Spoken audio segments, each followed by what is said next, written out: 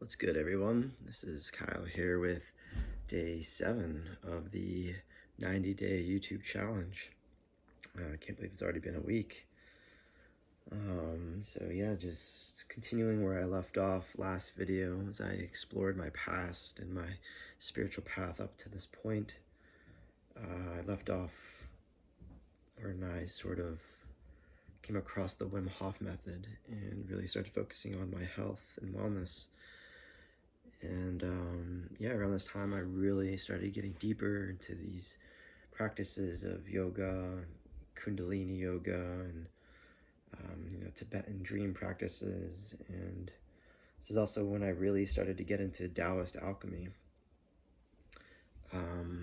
Yeah, I became pretty interested in the idea of DMT being created in the human body. This is sort of a meme that was going around.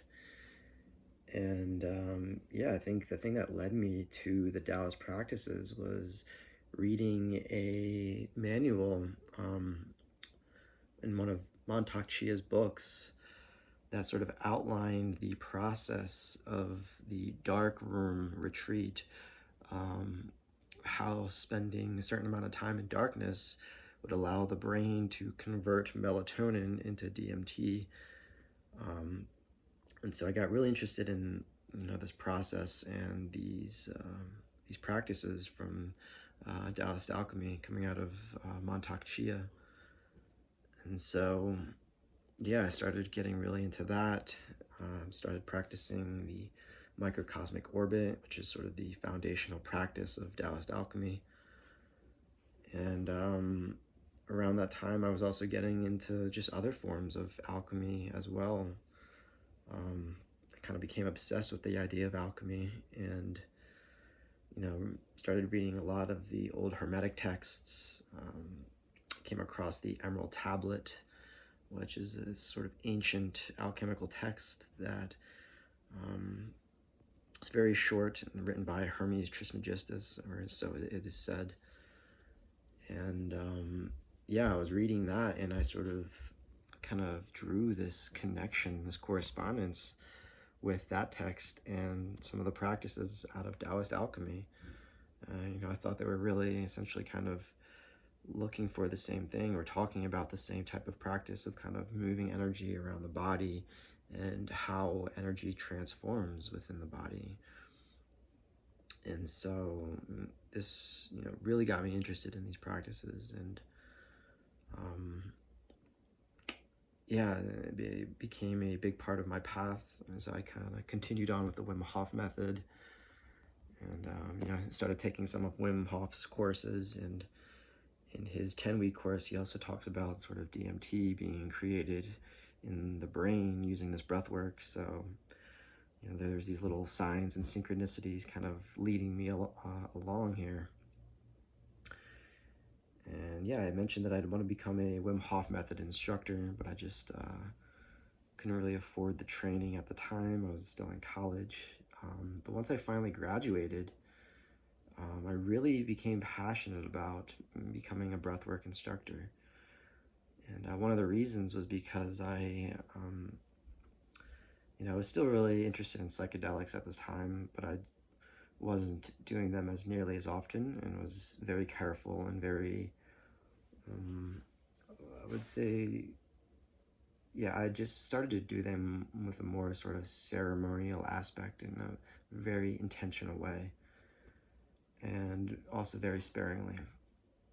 And reading a lot of Terence McKenna, I started moving away from some of the more modern chemical compounds. Up to that point, LSD had been sort of my favorite, but Terence kind of convinced me to start looking more into mushrooms. And so I decided to do a high-dose mushroom experience as per Terence McKenna's sort of prescription, 5 grams in the silent darkness. Yeah, and during that trip, it was extremely profound for me because I felt like I was communicating with, I'm not sure, if it was the mushroom, the intelligence of the mushroom, or the intelligence of nature itself, or the earth, or what, or my own subconscious mind, or my own higher self, that is, to me, is still pretty unclear. But what was really clear, what I kind of came out of that experience with, was this notion that I would become a breathwork instructor, that this was my path and this was something that I had to focus on. It was just kind of burned in my mind, like, you are going to be a breathwork instructor. It's now your job to bring these kind of practices to the world and help heal the world. And I took that really seriously. Like, I knew that this was something that I needed to really focus on. So I ended up kind of just looking around into various other breathwork modalities.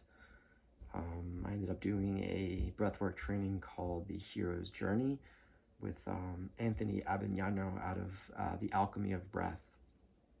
And this was sort of a 6-week journey that followed Joseph Campbell's outline of the hero's journey, the monomyth. And here I really dove into the practice of using conscious connected breathwork as healing in a way to kind of address some of my old traumas. And so, yeah, by the end of the 6 weeks, I was even more motivated to become an instructor.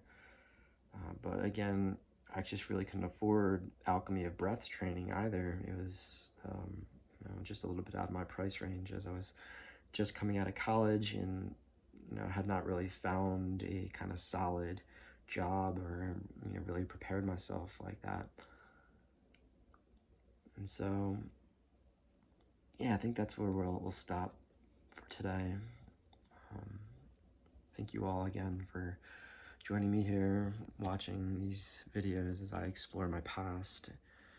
I wish you love and light. I hope you are well, and may peace be with you.